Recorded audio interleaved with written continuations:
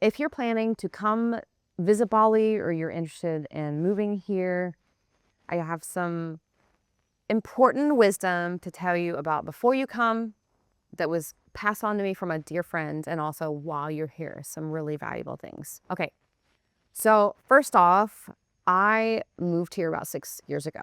So about 6.5 years ago, before I first came to Bali, a dear friend of mine told me this really interesting wisdom, which might sound a little strange, but this is what it was.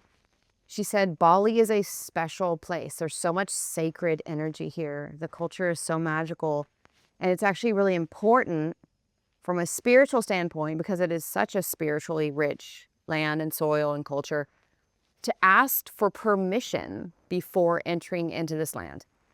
Now, I know that sounds crazy to most people that hear it. Like, I've never heard of anything like that before. I also felt the same, but I didn't have resistance to it. I was like, okay, that seems different. I'm down. I'm so down. At this point, I also just really wanted to live in Bali, to come to Bali. So I was just totally open for what would be the most sacred way to go about it.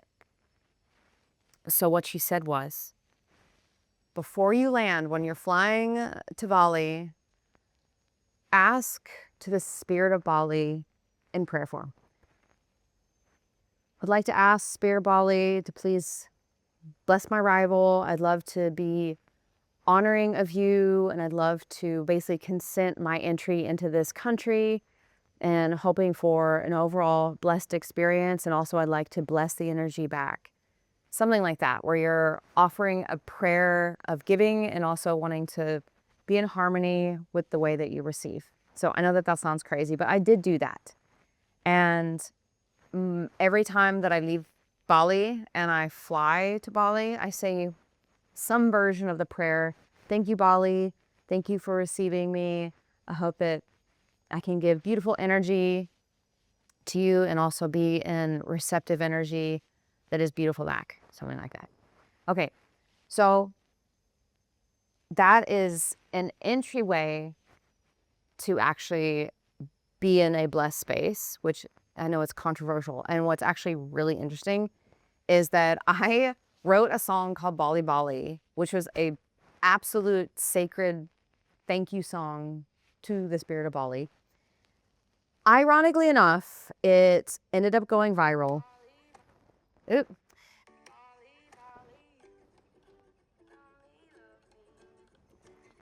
And what's really funny is that I was so misunderstood in this video. And it was quite controversial, because I was basically saying, like, it might sound really silly, but before you enter this land, it's important for you to offer a prayer and a wish to the land.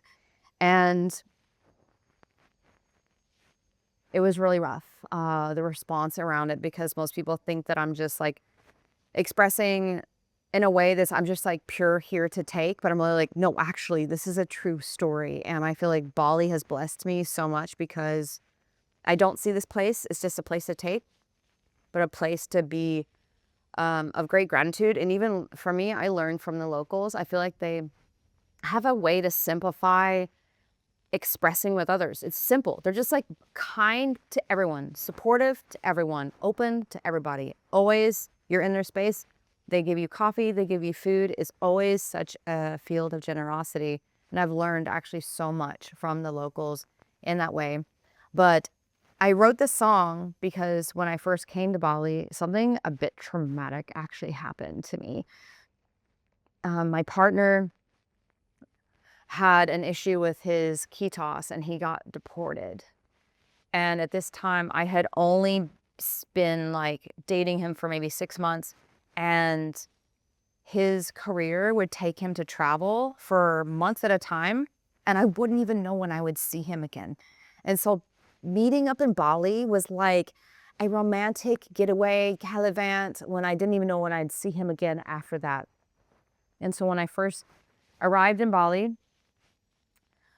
he called me a few hours later, like looking like a total mess on the video call. And he's like, they're kicking me out of the country and they're sending me to Hong Kong, and I don't know if I'll even make it to see you. And it was such a devastating feeling. And that's also when I first discovered arak, that day, which I was like, what is your local alcohol? I need a drink. And it's kind of like moonshine made with coconuts, which is, the locals love this specialty, very iconic of Bali. And discovered my first, that same day, durian, which is also a really special fruit. Don't mix arak and durian. It was a bad idea. Anyway, I sat in meditation that night after feeling such despair, thinking that the man that I love, the person that I care about the most in the world, I don't even know when I'll be able to see him again. And this might sound like a false story, but in the spirit of me believing that there is a magic, maybe a consciousness to this land, I sat in prayer in a bit of like this desperation. And I just said, Bali, like, please help him come here. This trip almost means nothing to me without having him there by my side. Well, what would I do here? I was like, I want to believe that he can come here. I want to believe that the greatest version of this trip and the greatest version of my energy bringing good vibes to Bali is him actually being with me here. And I sat in stillness and I said, please, will he come? Can he come? Please help it make, like, basically a miracle happen, because it can take weeks for you to get a renewed passport.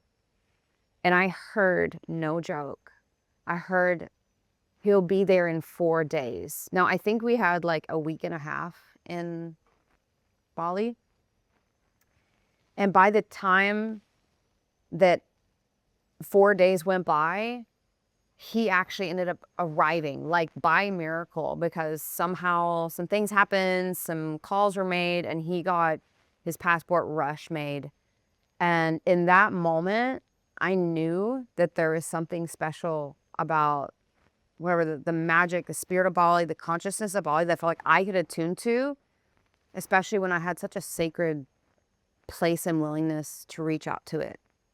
And so the song Bali Bali was written as an honoring of the people, its land, its culture.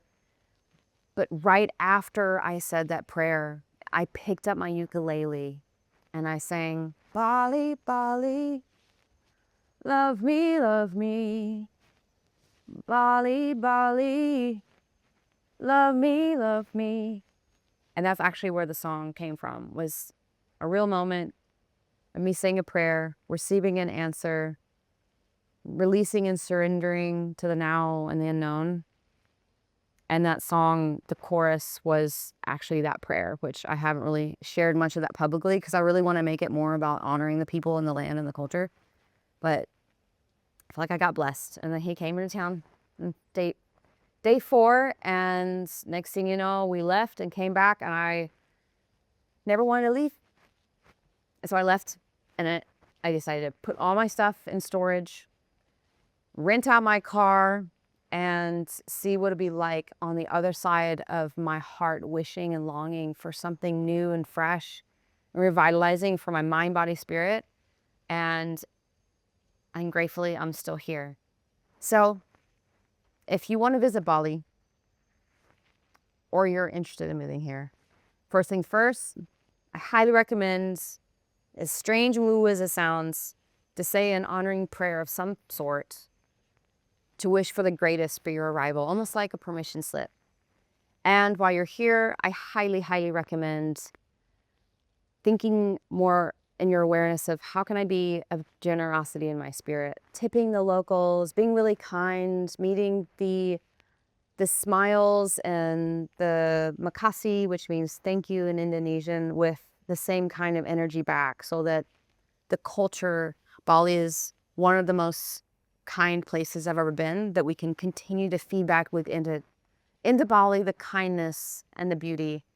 And there's also this magic of these prayer baskets that are placed out and incense.